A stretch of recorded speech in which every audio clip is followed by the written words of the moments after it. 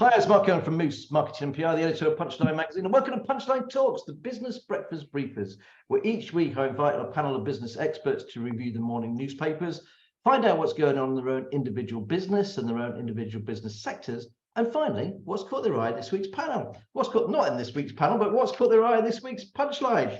I'd like to introduce my special guest. We've got Iman Hassan from the, how do you say it, Hassan? It's Masjid-E-Noor. Masjid-E-Noor, Masjid-E-Noor.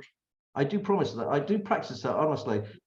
From Gloucester Mosque. Then we have Sarah Taylor Phillips, founder of Voyage, based in the Forest of Dean. And finally, Wendy Walker, director of Wotton Travel. And hopefully, Simon Wright, who's caught in traffic, will be here very soon. Welcome to Punchline Talks, guys.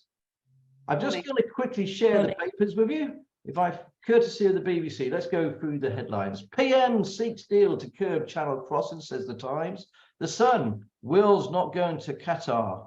The Daily Express, join crusade to save the pension triple lock. The Mirror, Maxwell enjoying a jog in the sun. The Daily Telegraph, PM plans to expand windfall tax grab. The Daily Mail, Royals dreading Harry's raw and unflinching book. The Guardian, now's no way back. It looks absolutely shocking, doesn't it? Sunak poll gives Tories election hope. The Financial Times, brutal week for big tech as investors knock 550 billion off the market valuations. The Daily Star, don't be afraid of the bogeyman, which is slightly down from their lettuce. Right, let's start with you today, Wendy. What have you picked out from the papers, please? Right, so I've just picked out that the Sunak is stating that children or young people should study maths and English until they're 18 years old. So it's basically pupils face taking maths and English until they're 18 and fewer exams at 16. So it seems as though he's looking at reforming the education so that the children will have longer in school. And I know that this was a topic that was discussed some time ago, wasn't it, about extending the school year to their 18. I think that kind of makes sense, don't you? Because if you haven't got maths and English, you can't do the rest of the stuff. And sometimes you always, and this is my own opinion, you often think that 16, when they leave school, a lot of kids go to college, but some go to the workplace, and you think, I know I did at 16, and but sometimes you think, do they need that extra couple of years just to get that maturity in, and then maybe the job market can open up a little bit more experience, perhaps then people will accept an 18-year-old in a position as an apprentice or a trainee rather than perhaps a 16-year-old, because obviously people worry about whether or not they're able to cope with the workplace, especially in this day and age. I'm sure that Sarah's got something to say on this because of the business that she's involved in, but I thought that was quite interesting, and I think it's quite a good idea. Well, the other thing is we get a lot of business people tell us that the kids just can't read and write, and they actually have to give them lessons when they come. I think a lot of kids also are using text. They're so used to texting. So when they write something out, they do it as if it's a text, like you too, rather than you do, and I think in the workplace, it's quite important that we get the grammar and the English, etc., back in, because it's quite an important thing. If you're running a business, you don't want somebody sending an email to a client or a letter to a client with text talk. So yeah, I think it's quite a good thing that maybe they extend that to 18. Totally agree. What else have you picked up? Well, on the papers, the other one was about PM backing Braverman. Obviously, that keeps going on and on and on. I heard yesterday on the radio and that Rishi Sunak was stating that it was a very, very small faux pas that she committed. Apparently, she'd sent something from her private email to somebody else. I remember a certain lady, Hillary Clinton, doing a similar thing many, many years ago, but he's saying that he's still backing her and she's the right person to lead the Home Secretary, and maybe wait and see what she does. Do you think she should stay? Yeah, I think we can take some job. I'll ask you all. Hassan, do you think she should stay? Do you think he was right to keep her? Only time will tell. I think it's too early to make a judgment. Okay, Sarah. I think it's too early to make a judgment, but I think he was doing it, you know, for political. It's about kind of uniting the party, isn't it, really? And I think he needed somebody from that. I think that's the bigger picture, you know, of it all, isn't it? And I think you're dead right. I think they're trying to glue this whole thing together, all these different factions. And thank goodness all this infighting seems to have calmed down. It's like the grown-ups are back in the room. I don't know about you, but I'm absolutely fed up with the whole thing. Immensely pleased that that Mark Harper got a position in the cabinet, as well as Alex Chalk as well. You know, here from Gloucestershire, absolutely brilliant news. They're both very, very good local MPs, if you ask my opinion. Sarah, thanks ever so much for that, Wendy. What have you picked out from the papers? I've picked out, what have I picked out? Well, it's a happy story. So it's about birdsong study, shows the lark's ascending effect on mental health. So this is all about birdsong. It's free. It's not, you know, there's no cost of living crisis when it comes to birdsong, and it's really, really good for you, mental health. And normally when you're listening to birdsong, you're in a green space, you're outside. So yeah, that's my story, kind of front. I just want to say, bird feed is bloody expensive. That's one thing Mark, I was doing the positive reframe there. But it is really, really expensive, those fat balls and the other stuff. I love birds. Ever since I had COVID and I was watching them, my wife bought me a bird feeder, and I'd stand in my back bedroom watching all these different birds in my back garden for 10 days because I had nothing else really to do. So I'm really, really, really fond of the birds. But they eat an awful lot of bird seed. I never realised. But anyway, that's oh, there you go. There you go. I watch. Yes, I walk in the Forest of Dean, so I don't feed them. They kind of, you know, there's kind of helps, lots of forest and fauna. Lovely chirpy story. What else have you got for Sarah? Absolutely. Well, the other story that's interested me, that's in the press, is the whole Elon Musk thing and Twitter. So very good. Yeah. So I love. Yeah. What did he say? I love Twitter because you can get hold of journalists. You can do really great things. It's great for campaigning. And I don't know, I'd be interested in your view, Mark, on how things are going to change, because what I do like about Twitter is you can see what's happening in real life rather than what some of the news agencies are telling you. And I think that's a great thing. But then I think it needs to be managed in some way. So I don't know how Elon is going to change, I don't know how he's going to change things. I just hope he doesn't let Donald Trump back in.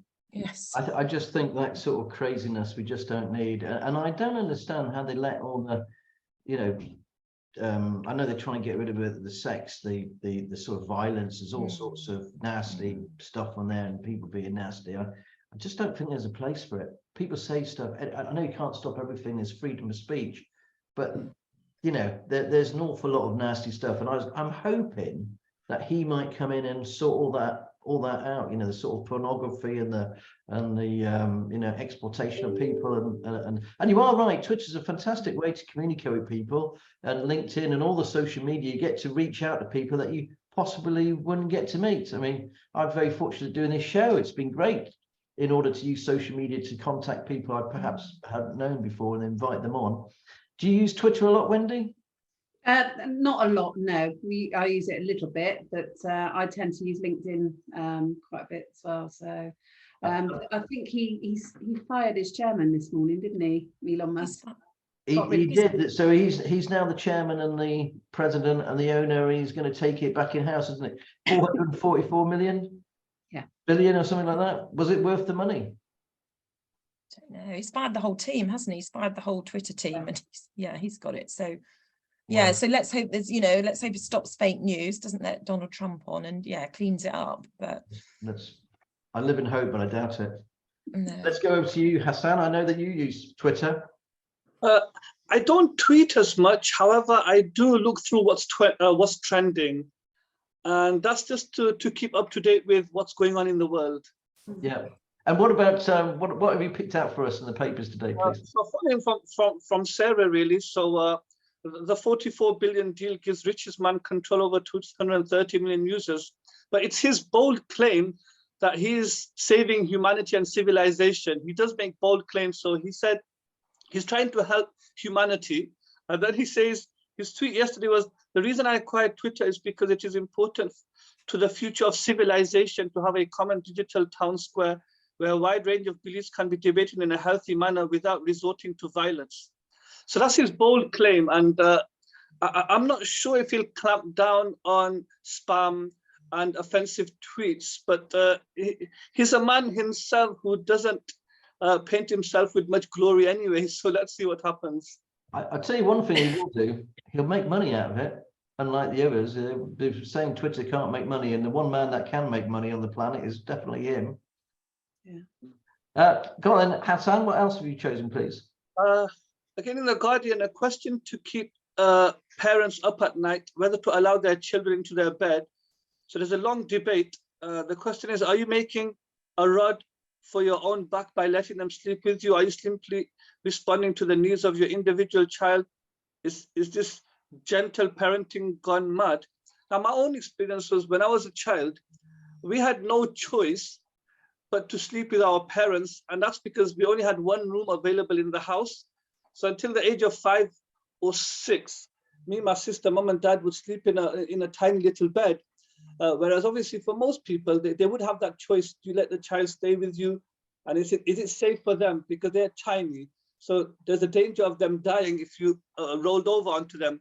And then at the age of 6, 7, 8, what age do you say, okay, you're out now, no longer hiding in our duvet, you need to move on and sleep on the floor in the next room? Yeah, it's a bit like that. We've all got individual rooms as well. You know, I used to share a room with my brother when I was young, and it helps you bond. And my wife was the same with her sister. When they were younger, they used to, you know, stay together. But nowadays, the rooms are all separate, aren't they? And maybe that has a knock-on effect. What do you think, Sarah? Yeah, I think it's up to the individual. Yeah, it's kind of up to the individual, isn't it? It's parenting. I don't know. For me, it was all about sleep, really. I can't get sleep. So they kick you on the sides anyway, don't they? You never get any sleep when you've got a kid. It's like having a pet in bed. Goodness gracious. Yeah. They wake you up the whole time. Anyway, the world's gone mad. So I've got to ask you, I'm going to go back to you, Hassan, and talk to you about the, obviously we've had a new Prime Minister. So what's the sort of feeling in the mosque? Are they chuffed with this? Are they despondent? Are they glad if it's all over, this madness? I think what it is we feel he's had a similar upbringing to many South Asians. The only difference is he owns 800 million and we don't. What happened was his family took a similar path to many families living in Gloucester and up and down the country. So after World War II, Britain needed rebuilding, so the British government went over to Commonwealth countries and invited people over. So my granddad's first job was to help build the railway lines in London. So because our grandparents grafted hard, their children automatically learned the same way, which is you graft hard from a very young age. And which is what I did, because my father, he used to run a factory in Leicester in the 90s and early 2000s until the industrial revolution ended and the factories were shutting down.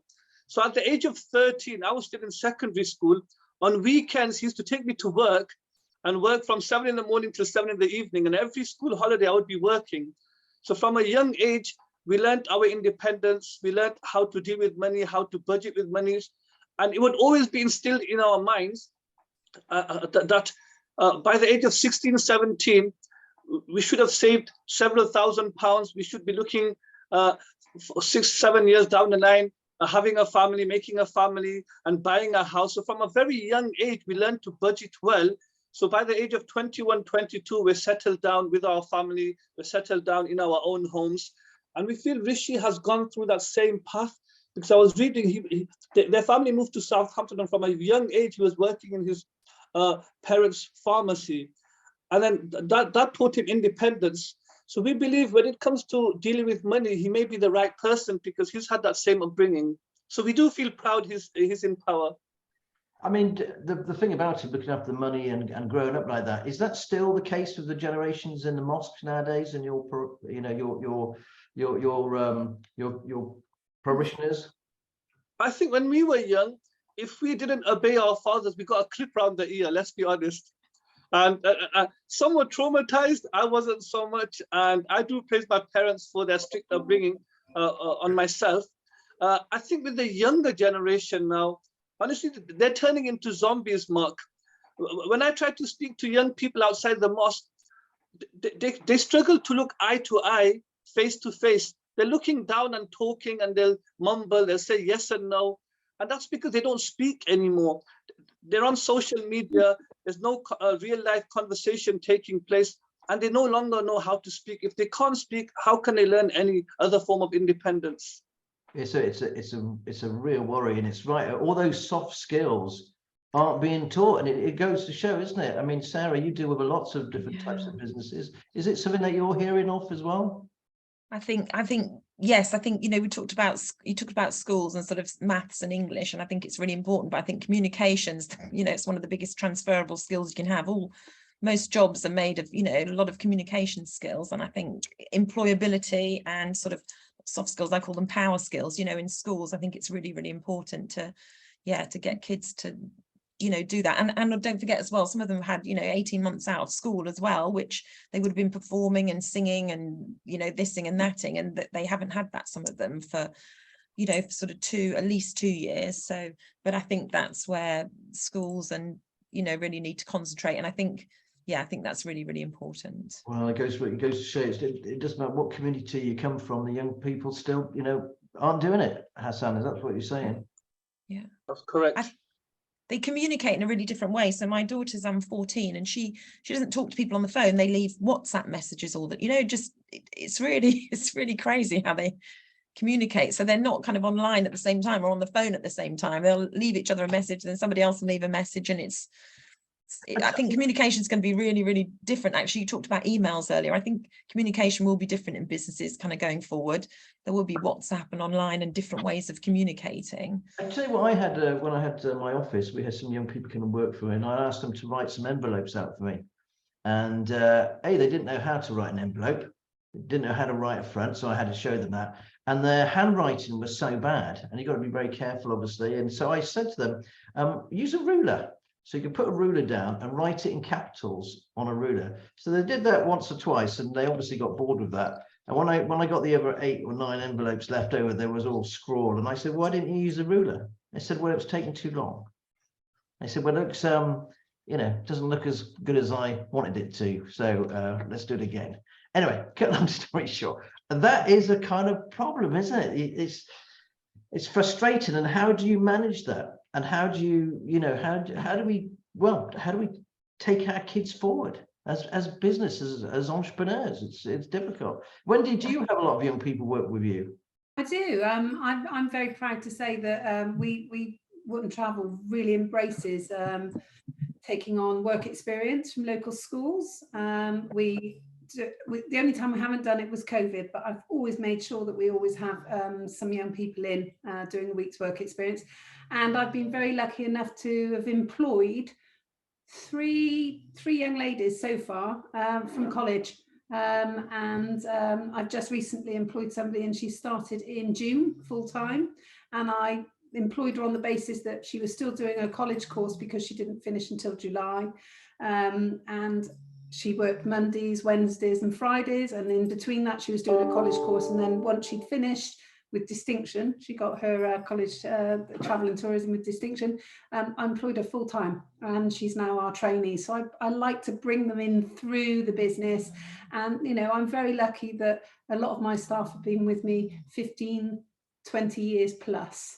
So, you know, hopefully they'll stay with us, and eventually I've got to look at those, you know, the youngsters to take over the business, because obviously I'm getting closer to retirement age now, and I like to see them coming through, and they'll one day run Wotton Travel on my, you know, for me, or not for me, but for Renishaw, obviously.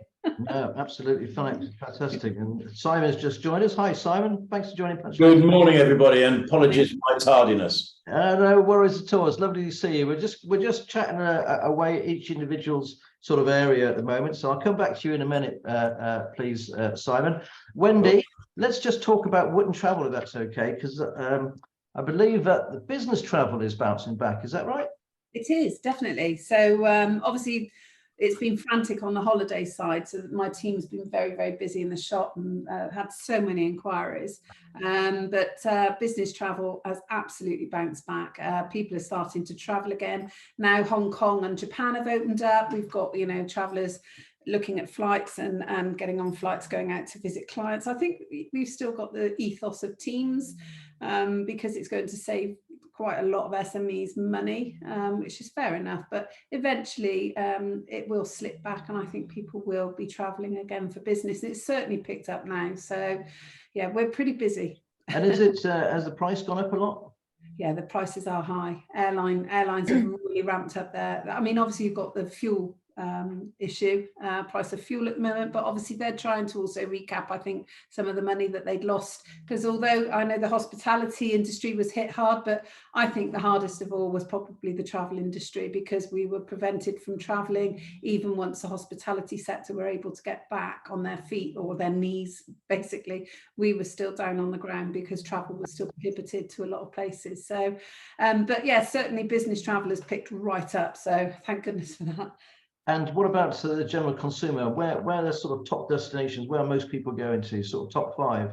Yeah, well, we probably, I mean, obviously Spain has been massive, because people, you know, don't want to go too far from home, and with families, it's quite a reasonable option. Not many people are doing the States, but we found that people are doing a few more tours. Like, you know, we had a family who wanted to do a tour of Japan. And we've just had bookings for like Intrepid, where they go to different places like Cuba, or, you know, people are just branching out a little bit more to see the world, I think, and spending a little bit more money on their holidays. So yeah, cruising's very big again.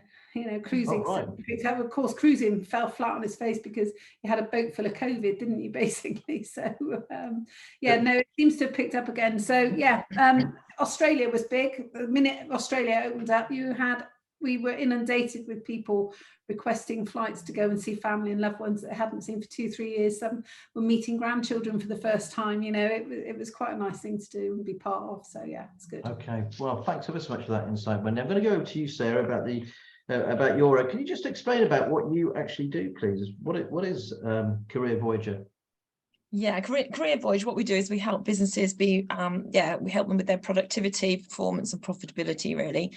And so any sort of business problems that you've got, we can help you with sort of people solutions. So it's all about people solutions. So attracting talent, retaining talent, engaging talent, or transitioning talent. So it's kind of the whole of the employee life cycle that we deal with, basically. Now, the big news, isn't it? If you don't mind, sorry for stopping there, but the big news, isn't it, is that people who retired early, it sounds like they're coming back. Is that right? They are. So we've had, oh my goodness, what a crazy few years we've had. So sort of after the pandemic, we had the Great Resignation, and that was lots of people quitting their jobs that had time to think. They just wanted to live in different places, work in different places. That was the Great Resignation. The Great Retirement, a lot of people retired early during that period. So, just decided to take early retirement. Now we're 2 years later, and there's a cost of living crisis. And I think money is an issue for some of those people. But basically, guess what? People have had the 2-year honeymoon period of being retired, and they're bored. They haven't got any structure, no sort of purpose, no raison d'etre. So they want to come back to the workforce. So organizations out there, if you're looking for really extraordinary, amazing people who've got, wisdom kind of galore and lots of experience, who've made lots of mistakes and kind of been there and done that, and can mentor your young people, job share with your young people, then, there's a lot of people out there who have quit the workforce but want to come back again. So, and lots of organizations are having them back as well, kind of boomerang employees. I would imagine they could write an envelope as well. They know what they're doing. They can do everything. Well, that's the other thing, actually. That's the other thing about the over 55s that kind of work. That's one of my sort of passion subjects. And there's a real need for these guys, because what happened is you might hire that person for one thing, but actually when they're in your business, they can do everything. And that's really, really interesting, because they have this, huge experience. So on their CV, they might be targeting the one thing that you're after, but actually if they come into your business, they can upskill and reskill, and they can mentor people. So real sort of interim manager in your team, really. So yeah. And it goes back to what Hassan was saying earlier, isn't it, that you've got all these life skills. Yes. There in the mosque, Hassan, you get to meet so many different people. We talked about this before, isn't it? Next to you is the carpenter, the doctor. It's a fantastic place to network, because we've got many areas covered. So we've got taxi drivers, restaurant takeaway owners. We've got your surgeons, your doctors, your nurses, your lawyers, your carpenters, and the list goes on, your teachers. Any profession you're looking for, the perfect place to head down for networking is head down to the mosque for the next prayer. I don't think I could just rock up though. No, you're welcome. You've been a few times. You probably know your way around quite well now. Well, I do. It's fascinating, by the way. If you do get an invite to the mosque, please take it. It's really, really interesting, and it broadens your horizons, isn't it? One of the things we're trying to do is work with Hassan and work with the local business community to kind of build those connections and get people to understand the different cultures. Because when Amanda came to visit along with yourself a few months ago, she said many of her staff are from the South Asian community, and many of them are connected to the mosque. So it's nice to break down barriers and explain to her what their needs are, perhaps when they fast in the month of Ramadan or the festivals of Eid. So we're able to educate each other on many issues. No, absolutely brilliant. And you do a great work with the schools as well. Thanks ever so much for that. I'm going to go to Simon now. Welcome, Simon. Thank you very much indeed. Was the traffic terrible today then? Yeah, coming from, I've done a kind of like a tri-trip between Birmingham and London, and well, actually I'm in Blockley, near Morton-in-Marsh. But the weather, a combination of weather and traffic has been quite the treat this morning. Well, tell us about your new business that you've just opened in Morton-in-Marsh. We covered it this week, obviously in Punchline, but just in case other people hasn't seen, do you want to explain, please? Well, firstly, just echoing what Sarah said, I think I was one of those people who did the retirement piece, and I lasted for about slightly less than 2 years, and I think I'm probably busier than I've ever been before. But it all started with me, and I like to. Clearly, I picked the most complicated industries in post-COVID Britain, with opening up a restaurant in Morton-in-Marsh, but called Number 1 Cotswolds, and also a gallery called James Anthony Gallery, which is a co-venture with my brother. Him and I have been collectors of individual, unique, interesting pieces. And we call it a gallery, but it's I don't know what the correct term is, but it's a place full of beautiful, wonderful, unusual object art. What I can do, Simon, just to help you along here, I'm going to share my screen, and I hope that if you bear with me a second, everybody, and if I've done this right, hold on. There we go. So there we are. Yeah, there's the gallery in all its glory. So I'm just going to do that. That piece was on the screen at the start there.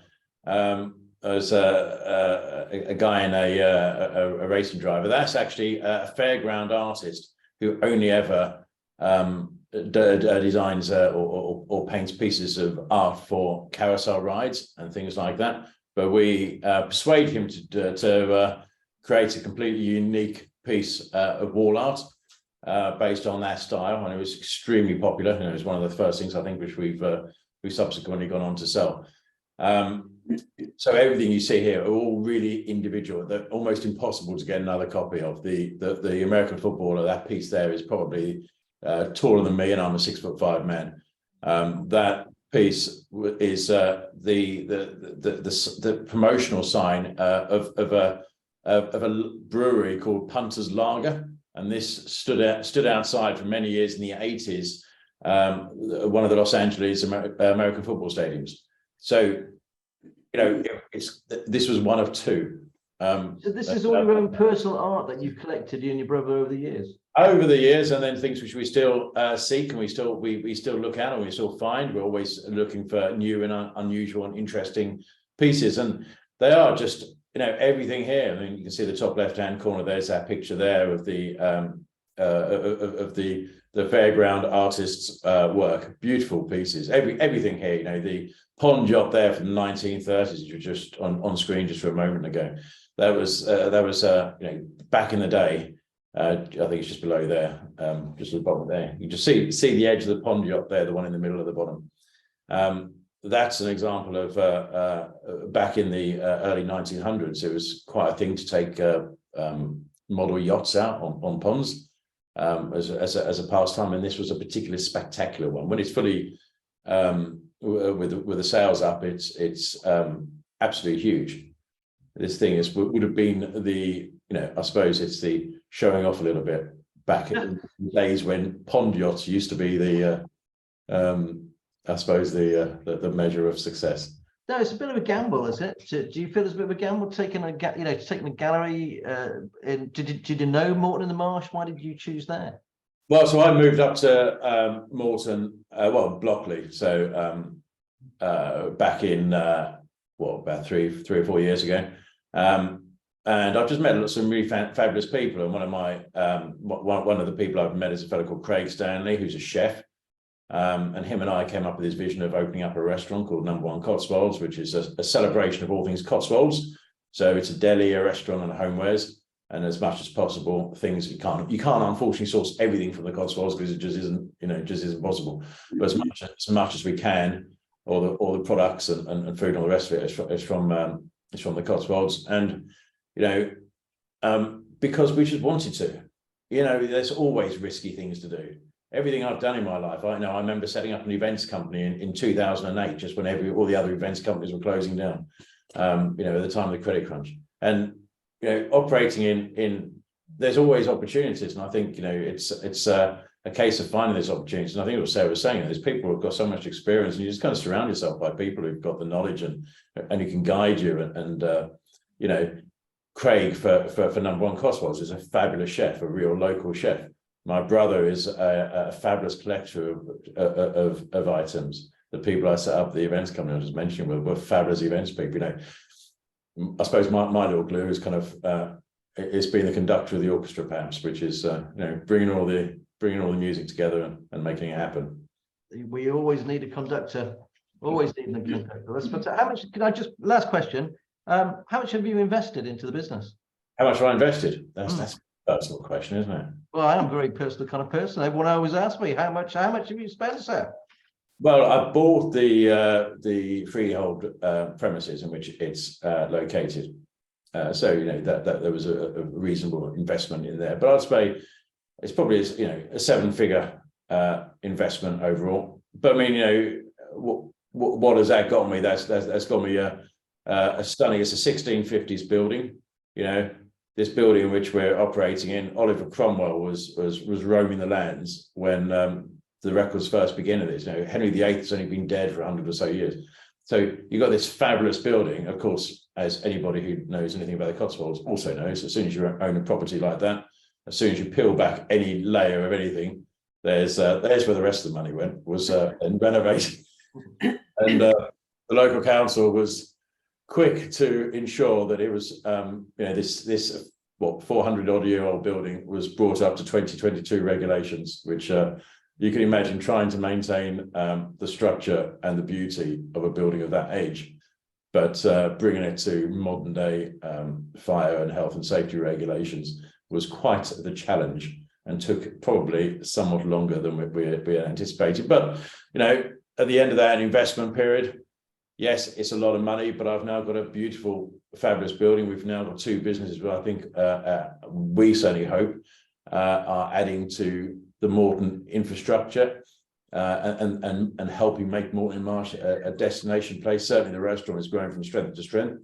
One of my big worries will always be the energy crisis. That would be, if anything, that's the one thing, because that's a factor outside of our control, right? Hiring people is a nightmare, but that's a common on any industry in any part of the UK. But you can that's certainly within your control to a point. You can influence wages and working conditions, all that sort of stuff.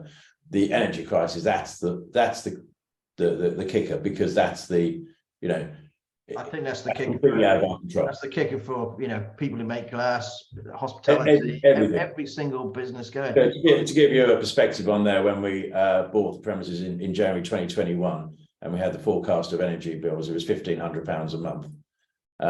And when I got the revised figure for January 2023, it was £15,000 a month. Wow, £15,000 a month. Well, that worked, which would make the place had Liz Truss, a wonderful as she was. If the energy cap piece she's brought in for businesses is still retained, then I think that's probably one positive thing she's done, because I think that would just bring so many businesses to their knees. Yeah, no, I'll tell you the other positive thing she did, and that was resign. Let's quickly go through the stories that have been picked out from this week's Punchline. Hopefully, Simon, you've got one yourself.